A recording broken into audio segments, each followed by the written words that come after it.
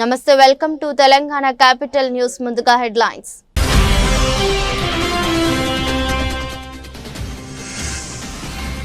అమెరికాలో golden dome క్షిపణి రక్షణ వ్యవస్థకు ట్రంప్ శ్రీకారం 3 ఏళ్లలో కార్యాచరణ లక్ష్యంగా ప్రణాళికలు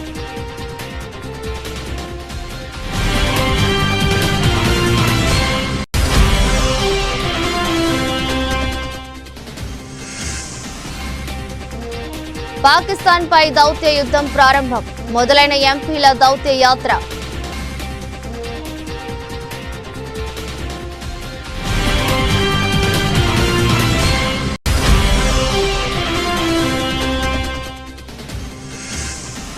హిందువులే లక్ష్యంగా దాడులు ముర్షిదాబాద్ హింసపై కలకత్తా హైకోర్టు కమిటీ సంచలన నివేదిక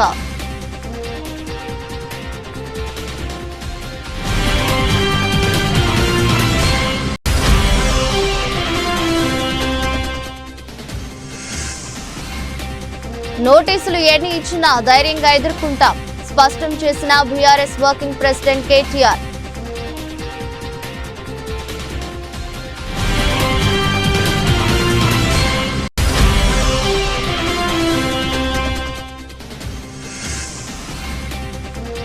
పదకొండవ యోగా ఇంటర్నేషనల్ డేను ఆంధ్రప్రదేశ్లో ఘనంగా నిర్వహిస్తారు వెల్లడించిన సీఎం చంద్రబాబు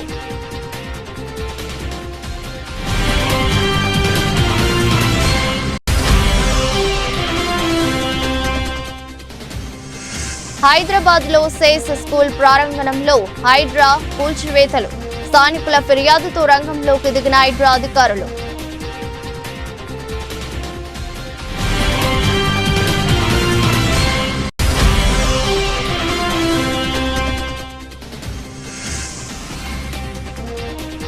రాష్ట్రంలో రాక్షస పాలన మాజీ ముఖ్యమంత్రి వైఎస్ జగన్ ఫైర్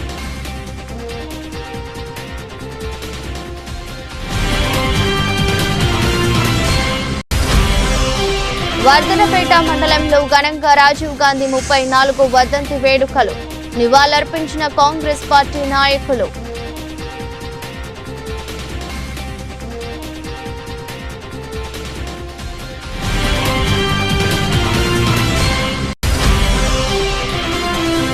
తిరుమల కలియుగ ప్రత్యక్ష దైవం శ్రీ వెంకటేశ్వర స్వామి సేవలో పలువురు ప్రముఖులు స్వామివారి ఆశీస్సులు అందుకున్న మాజీ మంత్రి ఆర్కే రోజా సంగీత దర్శకుడు తమన్ హీరోలు ఆది అశ్విన్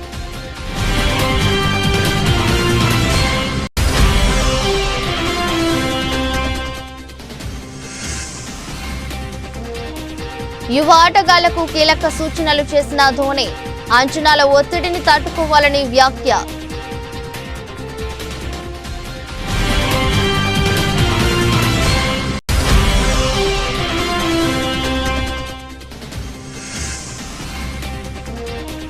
అల్లు అర్జున్ సుకుమార్ ఫ్యాన్స్ కు ఆదిరిపోయే న్యూస్ ఆర్యా 3 టైటిల్ రిజిస్టర్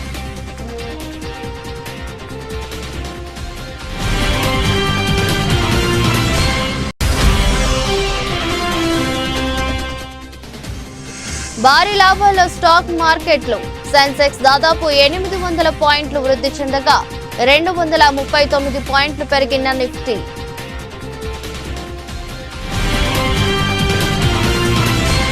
అమెరికాను క్షిపణి దాడుల నుంచి సంరక్షించేందుకు ఉద్దేశించిన గోల్డెన్ డోమ్ అనే అత్యాధునిక క్షిపణి రక్షణ వ్యవస్థ ప్రణాళికను అధ్యక్షుడు డొనాల్డ్ ట్రంప్ వైట్ హౌస్ లో ఆవిష్కరించారు సుమారు 3 ఏళ్లలో ఈ వ్యవస్థను కార్యాచరణలోకి తీసుకురావాలని లక్ష్యంగా పెట్టుకున్నట్లు తెలిపారు ఎన్నికల ప్రచార సమయంలో అమెరికా ప్రజలకు అత్యాధునిక క్షిపణి రక్షణ కవచాన్ని నిర్మిస్తానని హామీ ఇచ్చాను ఈ రోజు ఆ అత్యాధునిక వ్యవస్థ నిర్మాణాన్ని అధికారికంగా ఎంపిక చేసినట్లు ప్రకటించడం సంతోషంగా ఉందని ట్రంప్ పేర్కొన్నారు ఈ ప్రతిష్టాత్మక పథకానికి ప్రాథమికంగా $25 బిలియన్ నిధులను కేటాయించినట్లు ట్రంప్ వెల్లడించారు అయితే దీని మొత్తం వ్యయం దాదాపు $175 బిలియన్ వరకు ఉండవచ్చని ఆయన అంచనా వేశారు గోల్డెన్ డోమ్ పూర్తిగా నిర్మితమైన తర్వాత ప్రపంచంలోని ఏ మూల నుంచి ప్రయోగించిన క్షిపణులనైనా చివరికి అంతరిక్షం నుంచి ప్రయోగించినా సరే అడ్డుకోగలదు మన దేశ విజయం మనుగడకు ఇది చాలా ముఖ్యమని ట్రంప్ వివరించారు ఈ ప్రయత్నానికి US space force general Michael Guetlein నాయకత్వం వహిస్తారని కెనడా కూడా ఇందులో భాగస్వామి కావడానికి ఆసక్తి చూపించిందని ఆయన తెలిపారు In the campaign, I promised the American people that I would build a cutting-edge missile defense shield to protect our homeland from the threat of foreign missile attack. And that's what we're doing. Today I'm pleased to announce that we have officially selected an architecture for this state-of-the-art system that will deploy next-generation technologies across the land, sea, and space, including space-based sensors and interceptors. And Canada has called us and they want to be a part of it.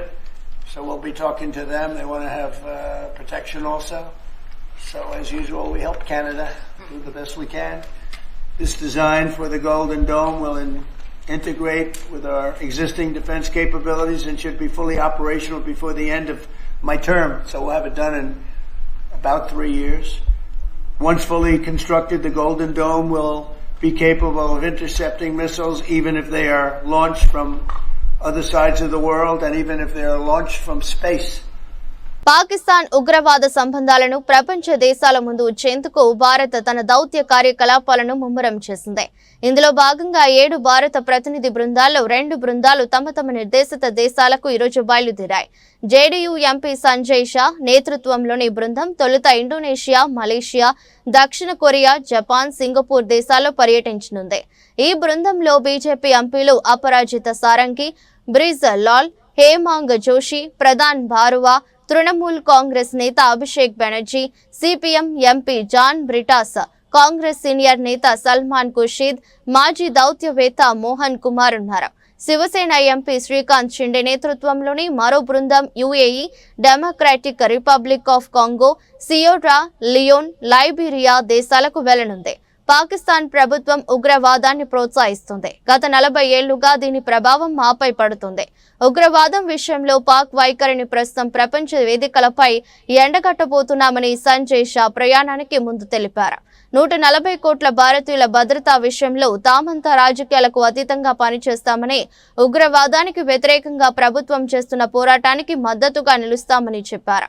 పాల్గాంలో 26 మంది అమాయకులను పొట్టనబెట్టుకున్న ఉగ్రదాడికి ప్రతీకారంగా Bharat operation Sindoor కింద పాకిస్తాన్ పాక్ ఆక్రమిత కాశ్మీర్లోని ఉగ్ర స్థావరాలపై వైమానిక దాడులు చేసిన విషయం తెలిసిందే. ఈ నేపథ్యంలో పాకిస్తాన్ వాదనలను తిప్పికొట్టి వాస్తవాలను ప్రపంచానికి వివరించేందుకు ఈ దౌత్య యాత్ర చేపట్టారు. పశ్చిమ బెంగాల్లోని ముర్షిదాబాద్ జిల్లాలో గత నెలలో చోటు చేసుకున్న హింసాత్మక ఘటనల్లో అధికార తృణమూల్ కాంగ్రెస్ నేత ప్రమేయం ఉన్నట్లు కలకత్తా హైకోర్టు నియమించిన విచారణ కమిటీ తన నివేదికలో వెల్లడించింది. వక్ఫ్ సవరణ బిల్లు ఆమోదం పొందుతున్న సమయంలో చెలరేగిన ఈ దాడులు ప్రధానంగా హిందువులను లక్ష్యంగా చేసుకుని జరిగాయని, బాధితులు సహాయం కోసం అభ్యర్థించినప్పటికీ స్థానిక పోలీసులు స్పందించడంలో విఫలమయ్యారని నివేదిక పేర్కొంది. ముర్షిదాబాద్లో జరిగిన హింసాత్మక ఘటనలపై హైకోర్టు ఏర్పాటు చేసిన విచారణ కమిటీ సంచలన విషయాలను వెలుగులోకి తెచ్చింది. ఈ దాడులకు స్థానిక కౌన్సిలర్ తృణమూల్ కాంగ్రెస్ నేత మహబూబ్ ఆలం సూత్రధారి అని నివేదిక ఆరోపించింది. స్థానిక కౌన్సిలర్ మహబూబ్ ఆలం దుండగులతో కలిసి వచ్చి దాడులను పాల్పడ్డారు. పోలీసులు పూర్తిగా నిర్లక్ష్యం వహించారు. ఘటనా స్థలంలో వారి జాడ కనిపించలేదని నివేదికలో కమిటీ స్పష్టం చేసినట్లు ఆంగ్ల మీడియా పేర్కొంది. ముఖ్యంగా ఏప్రిల్ 11 మధ్యాహ్నం 2:30 తర్వాత ఈ దాడి జరిగినట్లు నివేదిక తెలిపింది. దుండగులు విచక్షణ రహితంగా ఇళ్లకు నిప్పు పెట్టడం, దుకాణాలు, మాల్స్ ను లూటీ చేయడం, ధ్వంసం చేయడం వంటి చర్యలకు పాల్పడ్డారని కమిటీ వివరించింది. ఈ దాడుల కారణంగా బెడ్ పూనా గ్రామంలోనే 113 ఇళ్లు తీవ్రంగా దెబ్బతిన్నాయని నివేదికలో పేర్కొన్నారు. హిందువులే లక్ష్యంగా ఈ విధ్వంసం జరిగిందని, బాధితులు ప్రాణభయంతో పరుగులు తీసినా పోలీసుల నుంచి సకాలంలో సాయం అందలేదని కమిటీ తన నివేదికలో ఆవేదన వ్యక్తం చేసింది. గత 17 నెలలుగా పాలన చేతకాక ఇచ్చిన అడ్డగోలు హామీలు నెరవేర్చే దమ్ములేక తీసుకుంటున్న కమిషన్ల నుంచి ప్రజల దృష్టి మరల్చేందుకు ప్రభుత్వం ప్రయత్నిస్తుందని మాజీ మంత్రి బీఆర్ఎస్ వర్కింగ్ ప్రెసిడెంట్ కేటీఆర్ అన్నారు. కేసీఆర్, హరీష్ రావులను నోటీసులు ఇవ్వడంపై కేటీఆర్ స్పందించారు. ఈ విషయమై ఆయన మీడియాతో మాట్లాడుతూ ఎన్ని నోటీసులు ఇచ్చినా, ఎన్ని డ్రామాలాడినా, పూటకు కమిషన్ వేసి ఎన్ని చిల్లర ప్రయత్నాలు చేసినా రేవంత్ సర్కార్ను వదిలిపెట్టే ప్రసక్తే లేదన్నారు. ముమ్మాటికి న్యాయం, ధర్మమే గెలుస్తుందని కేటీఆర్ ధీమా వ్యక్తం చేశారు.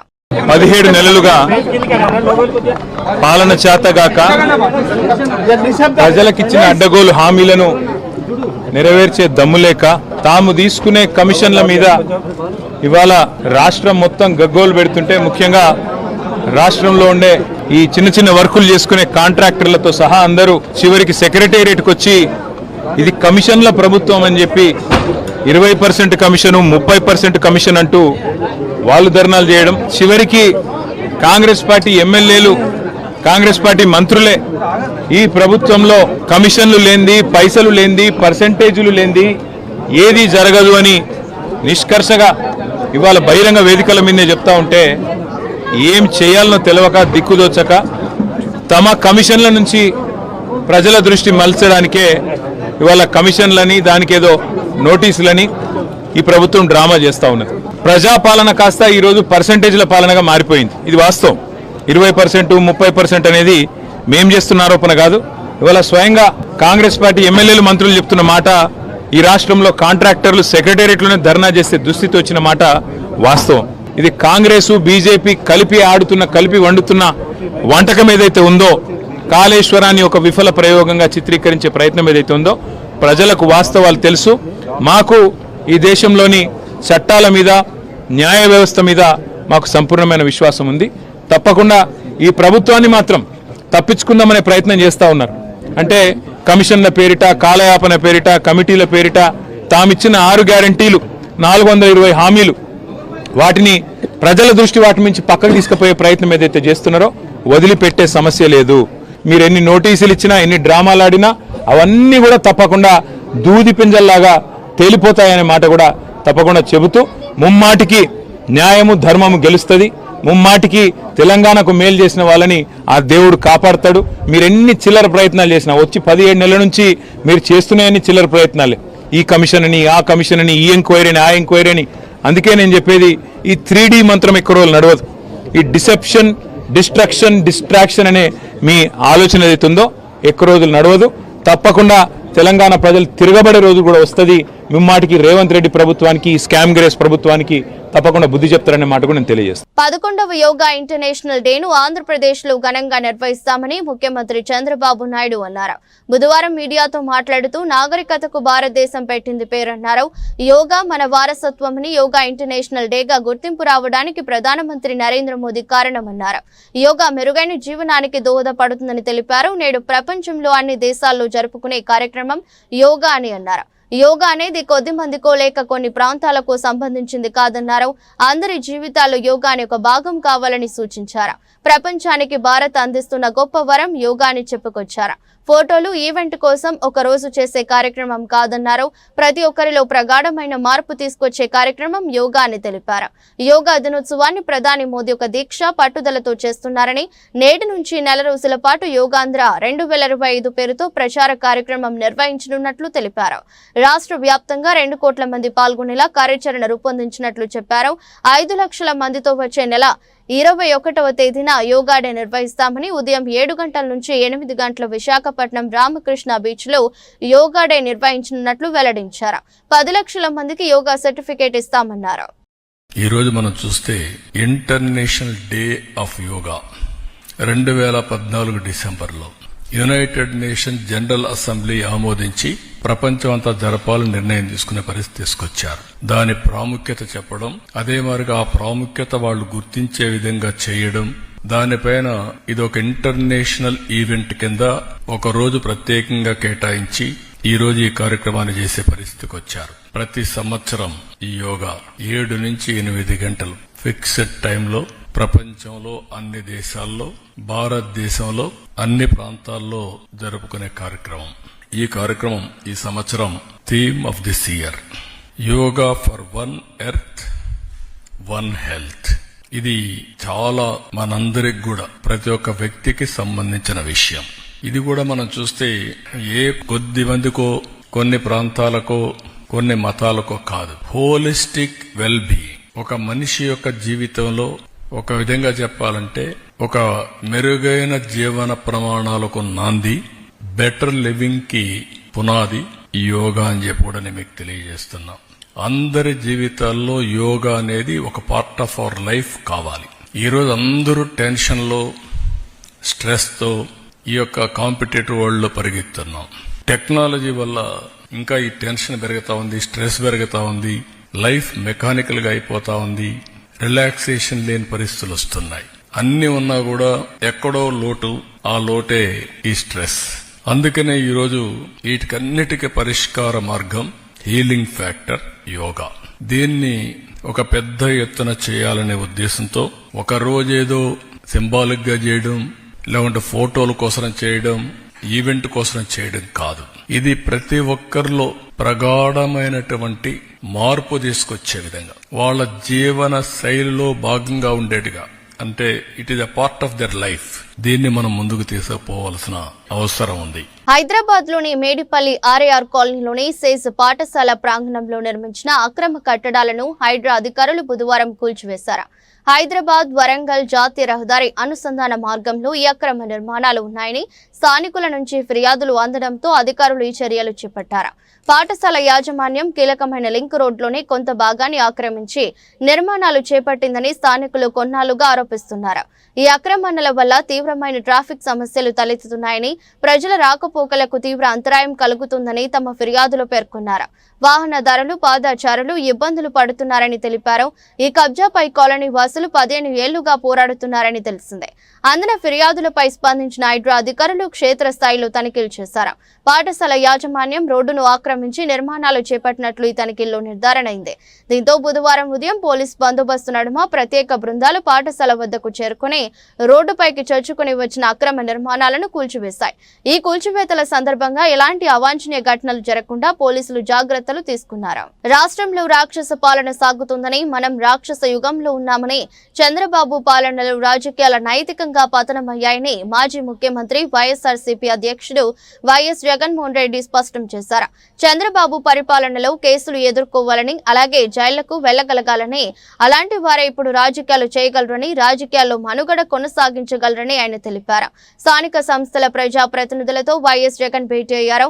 డాక్టర్ బిఆర్ అంబేద్కర్ కోనసీమ జిల్లా రామచంద్రాపురం మున్సిపాలిటీ, పార్వతీపురం మన్యం జిల్లా, పార్వతీపురం మున్సిపాలిటీ, సత్యసాయి జిల్లా రామగిరి మండలం, గ్రేటర్ విశాఖ మున్సిపల్ కార్పొరేషన్ ప్రజా ప్రతినిధులతో సమావేశమైన వైఎస్ జగన్ తాజా రాజకీయ పరిణామాలపై చర్చించారు. మన హయాంలో ఈ తరహా రాజకీయాలు చేయలేదు. స్థానిక సంస్థల ఎన్నికల్లో మనం స్వీప్ చేశాం. తాడిపత్రి మున్సిపల్ ఎన్నికల్లో టీడీపీకి 18, మనకు 16. టీడీపీ వాళ్ళని లాక్కుందామని ఎమ్మెల్యే అడిగాడు. కానీ మన పార్టీ ఎమ్మెల్యేను మనం హౌస్ అరెస్ట్ చేయించాం. ప్రజాస్వామ్యంగా అక్కడ ఎన్నిక జరిగేలా చూసాం. కాబట్టి అక్కడ టీడీపీ గెలిచింది. రాష్ట్రంలో కులం, మతం, రాజకీయాలు చూడకుండా చివరకు టీడీపీ వాళ్ళ సమస్యలను తీర్చాం. జగనన్నకు చెబుదాం నంబర్కు ఫోన్ చేస్తే చాలు, వెంటనే స్పందించి పరిష్కారం చూపాం. స్పందన కార్యక్రమం ద్వారా కూడా వివక్ష లేకుండా పరిష్కారాలు చూపాం. అత్యధికంగా టీడీపీ వాళ్లకు చెందిన సమస్యలకు పరిష్కారాలు చూపి మంచి పరిపాలన అందించాం. ఇవాళ చంద్రబాబు ప్రజాస్వామ్యాన్ని పట్టపగలే కూని చేస్తున్నారని వైఎస్ జగన్ ఆగ్రహం వ్యక్తం చేశారు. మ్యానుఫ్యాక్చర్డ్ విట్నెస్లు అంటే ఒక నేరంతో ఒక మనిషికి సంబంధం ఉండదు, కానీ ఏకంగా వీళ్ళకి సంబంధించిన ఒక వ్యక్తిని క్రియేట్ చేస్తున్నారు. ఆయన చేత ఆయనను అప్రూవర్ అంటున్నారు, ఆయన చేత ఇష్టం వచ్చిన మాటలు మాట్లాడిస్తున్నారు, ఒక ఎవిడెన్స్, మ్యానుఫ్యాక్చర్డ్ ఎవిడెన్స్ క్రియేట్ చేయిస్తున్నారు. ఆ మనిషితో ఈ మనిషి పేరు చెప్పిస్తున్నారు, ఈ మనిషిని ఇలా అరెస్ట్ చేస్తూ ఉన్నారు. ఇంతవరకు ఎప్పుడు హిస్టరీలో ఇటువంటి కార్యక్రమాలు ఎప్పుడు జరగల. ఒక తప్పుడు సాంప్రదాయానికి పెద్ద మనిషి చంద్రబాబు నాయుడు గారు ఈరోజు బీజం వేస్తూ ఉన్నాడు. ప్రతి నియోజకవర్గంలో కూడా పాత కేసులు ఏమేమి ఉన్నాయని చెప్పి తవ్వుతున్నారు. ఆయన పాత కేసులలో ఇప్పుడు మన ఎమ్మెల్యే క్యాండిడేట్లను ఎలా ఇరికించాలి అని చెప్పి, ఆ కేసుల్లో ఎలా ఇరికించాలి అని చెప్పి ఇప్పుడు చూస్తూ ఉన్నారు. ఏ తప్పు జరగకపోయినా కూడా యాక్టివ్గా ఎవడైనా కార్పొరేటర్ ఉన్నా, ఎవడైనా ఎంపీటీసీ ఉన్నా, ఎవడైనా జెడ్పీటీసీ ఉన్నా, లేకపోతే ఎవరైనా లీడర్ ఉన్నా సరే విజిలెన్స్లో ఎలా ఇరికించాలా, తప్పుడు కేసు ఎలా పెట్టించాలా అనే సంస్కృతితోనే ఈరోజు పాలన సాగుతూ ఉంది. నేను ఒకటి చెప్తా ఉన్నా, ఈరోజు కష్టంలో ఉన్న వైఎస్ఆర్సీపీ అన్నదమ్ములను నేను ఈరోజు చూస్తూ ఉన్నా. నేను మీ అందరికీ ఒకటే చెప్తా ఉన్నా, మీ అన్నగా, మీ తమ్ముడిగా, మీ బిడ్డగా ఒకటి చెప్తా ఉన్నా. నెక్స్ట్ వచ్చే జగన్ 2.0లో పరిస్థితి ఈ మాదిరిగా ఉండదు. ఈరోజు ప్రతి కార్యకర్త కష్టాన్ని చూస్తూ ఉన్నా కాబట్టి చెప్తా ఉన్నా. ఇంతకుముందు మన హయాంలో మనం వచ్చే టయానికే కోవిడ్ మహమ్మారి మధ్యలో 2019 జూన్లో మనం ప్రమాణ స్వీకారం చేశాం. ఆ తర్వాత ఆ మార్చిలోనే ముగియక మునిపే, ఒక సంవత్సరం కూడా సరిగ్గా ముగియక మునిపే 2020 20 మార్చి వచ్చేసరికి వెంటనే కోవిడ్ వచ్చింది. ఆ తర్వాత 2 సంవత్సరాలు కోవిడ్తో మనం యుద్ధం చేయాల్సిన పరిస్థితుల మధ్య మన పాలన సాగింది. బహుశా కార్యకర్తలకు అనుకున్న మేరకు బహుశా నేను చేయలేకపోయి ఉండొచ్చు. కానీ ఇవాళ ఒకటే చెప్తా ఉన్నా, ఈరోజు ఈ కష్టాన్ని చూసిన వ్యక్తిగా చెప్తా ఉన్నా, రేపొద్దున ఇలా ఉండదు. రేపొద్దున జరిగే ప్రతి విషయంలోనూ వైఎస్ఆర్సీపీకి కార్యకర్తే నెంబర్ 1గా ఉంటాడని మాత్రం ఖచ్చితంగా చెప్తా ఉన్నా. ప్రతి కార్యకర్తకు నేను ఒకటే చెప్తా ఉన్నా, ఎవడెవడైతే మీకు అన్యాయం చేశాడో పర్వాలా, అన్యాయం చేయండి, చేయించుకుంటాం, టైం మీది, కానియండి, కొట్టండి అని చెప్పండి. ఆడు ఎవడు ఏం చేస్తా ఉన్నాడో పేరు రాసుకోండి. రెడ్ బుక్ అని నేను చెప్పను కానీ. మాజీ ప్రధాని రాజీవ్ గాంధీ 34వ వర్ధంతి పురస్కరించుకుని వరంగల్ జిల్లా వర్ధనపేట మండలం అంబేద్కర్ సెంటర్ లో బుధవారం జిల్లా ఎస్పీ సెల్ అధ్యక్షులు తుళ్ల రవి ఆధ్వర్యంలో ఘనంగా నిర్వహించారు. ఈ సందర్భంగా చిత్రపటానికి పూలమాలలు వేసి నివాళులర్పించి మాట్లాడుతూ, భారతదేశంలో టెక్నాలజీ తెచ్చి గొప్ప సంస్కరణలు తెచ్చి దేశం నేడు అభివృద్ధి చెందే విధంగా పునాది వేసింది రాజీవ్ గాంధీ అని, 18 ఏళ్లకే ఓటు హక్కు కల్పించిన ఘనత రాజీవ్ గాంధీకి దక్కిందని, చట్టసభల్లో మహిళలకు 33% రిజర్వేషన్ ఘనత కాంగ్రెస్ పార్టీ రాజీవ్ గాంధీని కొనియాడారు. ప్రతి కాంగ్రెస్ కార్యకర్త ఆదర్శంగా తీసుకోవాలని సూచించారు. మన భారత మాజీ ప్రధాని రాజీవ్ గాంధీ వర్ధంతి 34వ సందర్భంగా నేడు వర్ధనపేట పట్టణ కేంద్రంలో అతనికి ఘన నివాళులు వరంగల్ ఎస్ఎస్ఎల్ జిల్లా కాంగ్రెస్ పార్టీ పక్షాన ఘన నివాళులు తెలియడం జరిగింది. మరి రాజీవ్ గాంధీ లేని లోటు కాంగ్రెస్ పార్టీకి తీవ్ర ఇబ్బందులకు గురైనాయి. నేటికి ఐటీ రంగంలో సాంకేతిక విప్లవ మార్పులు తీసుకొచ్చిన ఘనత రాజీవ్ గాంధీ గారికి దక్కింది. 18 ఏళ్లకే ఓటు హక్కు కల్పించిన మన నాయకుడు రాజీవ్ గాంధీ గారు. అలాగే 32-31వ ఆర్థిక ప్రణాళిక ప్రకారం మహిళలకు చట్టసభల్లో రిజర్వేషన్ కల్పించిన ఘనత కూడా మన రాజీవ్ గాంధీ గారికి దక్కిందని సగర్వంగా కాంగ్రెస్ పార్టీ నాయకుల పక్షాన తెలియజేయడం జరుగుతుంది. ఈ కార్యక్రమానికి విచ్చేసిన వరంగల్ జిల్లా కాంగ్రెస్ పార్టీ ఉపాధ్యక్షులు భావన గారు, వారి వర్ధనపేట మండల అధ్యక్షులు సమ్మయ్య గారు, మరియు సీనియర్ నాయకులు మాజీ ఎంపీటీసీ నిరంజన్ గారు, మరియు ఎంఆర్పిఎస్ పోలిట్ బ్యూరో సభ్యుడు అన్న సీనన్న గారికి, మరి లేబర్తి గ్రామ నివాసి అయిన మా పంతులు యాకే సార్ గారికి కృతజ్ఞతలు, ధన్యవాదాలు తెలియజేసుకుంటూ ఈ సమావేశాన్ని ముగిస్తున్నాం. తిరుమల కలియుగ ప్రత్యక్ష దైవం శ్రీ వెంకటేశ్వర స్వామి సేవలో పలువురు ప్రముఖులు పాల్గొని స్వామివారి ఆశీస్సులు అందుకున్నారు.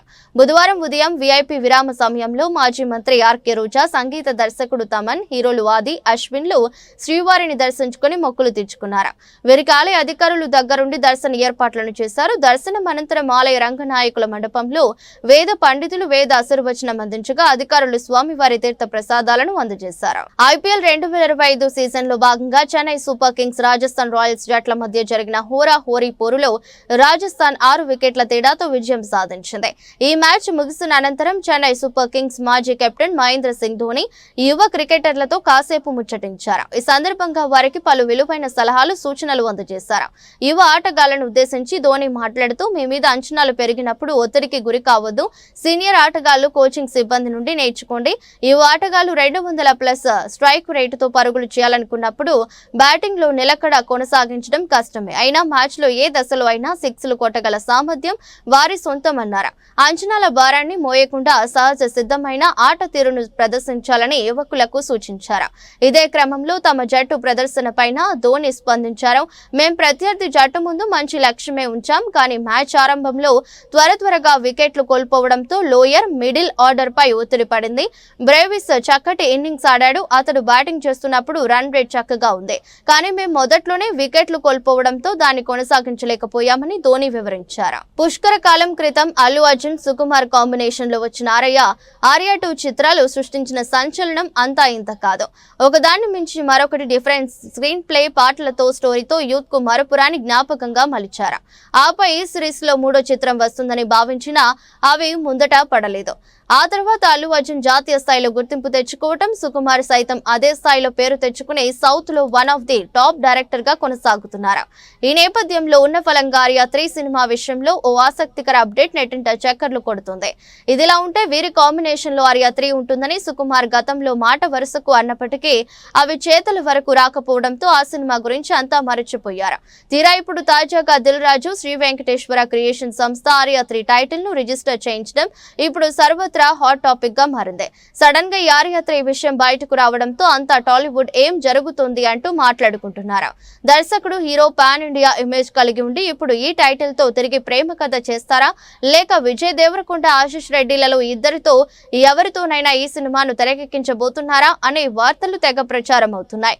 మరోవైపు ఇతరులు ఎవరైనా ఈ టైటిల్ తీసుకోక మునుపే ముందు జాగ్రత్తగా దిల్ రాజు బ్యానర్ ఈ టైటిల్ రిజిస్టర్ చేసి తన వద్ద పెట్టుకుందా అనేది తెలియాల్సి ఉంది. అసలు విషయం తెలియడానికి మరికొద్ది రోజుల సమయం పాటు అవకాశం ఉంది. భారత స్టాక్ మార్కెట్లు నేడు లాభాలతో మొదలై క్రమంగా పుంజుకున్నాయి. దీంతో నిన్నటి భారీ నష్టాల నుంచి మార్కెట్ రికవరీ అయిందని చెప్పవచ్చు.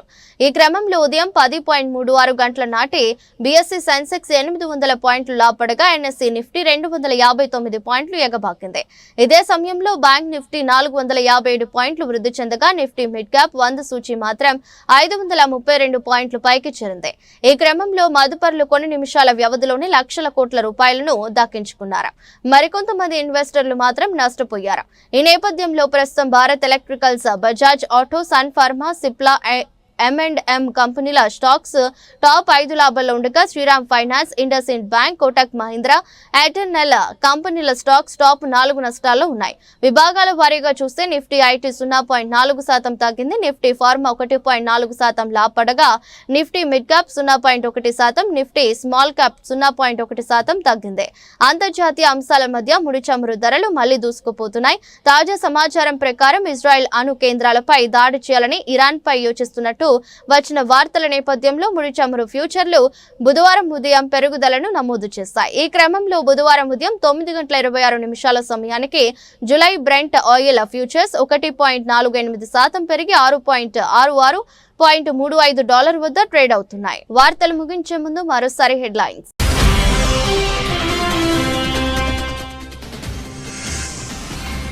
అమెరికాలో గోల్డెన్ డోమ్ క్షిపణి రక్షణ వ్యవస్థకు ట్రంప్ శ్రీకారం. 3 ఏళ్లలో కార్యాచరణ లక్ష్యంగా ప్రణాళికలు.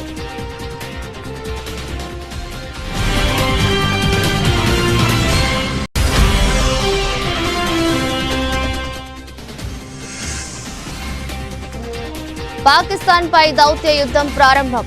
మొదలైన ఎంపీల దౌత్య యాత్ర.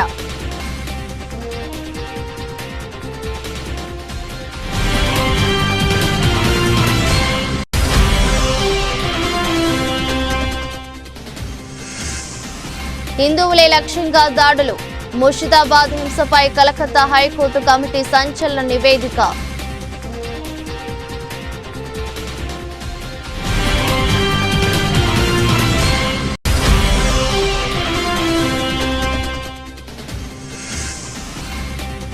నోటీసులు ఎన్ని ఇచ్చినా ధైర్యంగా ఎదుర్కొంటాం స్పష్టం చేసిన బీఆర్ఎస్ వర్కింగ్ ప్రెసిడెంట్ కేటీఆర్.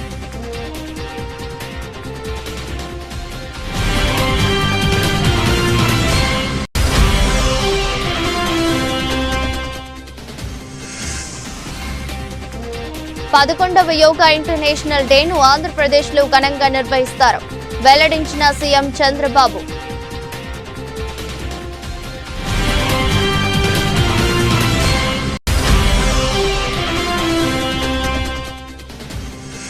హైదరాబాద్లో సేస్ స్కూల్ ప్రాంగణంలో హైడ్రా కూల్చివేతలు. స్థానికుల ఫిర్యాదుతో రంగంలోకి దిగిన హైడ్రా అధికారులు.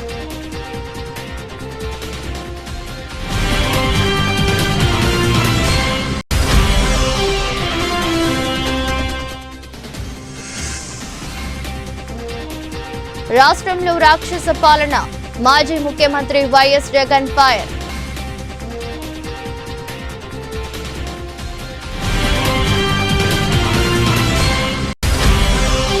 వర్ధనపేట మండలంలో ఘనంగా రాజీవ్ గాంధీ 34వ వర్ధంతి వేడుకలు.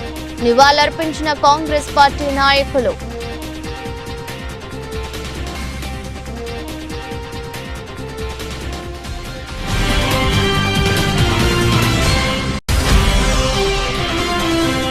తిరుమల కలియుగ ప్రత్యక్ష దైవం శ్రీ వెంకటేశ్వర స్వామి సేవలో పలువురు ప్రముఖులు. స్వామివారి ఆశీస్సులు అందుకున్న మాజీ మంత్రి ఆర్కే రోజా, సంగీత దర్శకుడు తమన్, హీరోలు ఆది, అశ్విన్.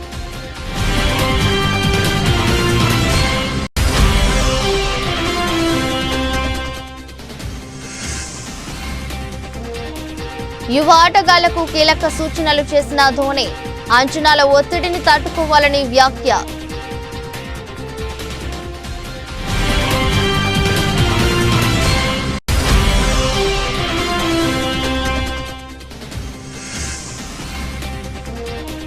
అల్లు అర్జున్, సుకుమార్ ఫ్యాన్స్ కు ఆదిరిపోయే news. Arya 3 title register.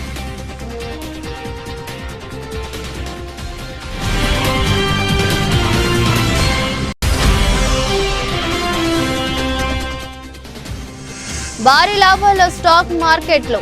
Sensex దాదాపు 800 పాయింట్లు వృద్ధి చెందగా 239 పాయింట్లు పెరిగిన నిఫ్టీ.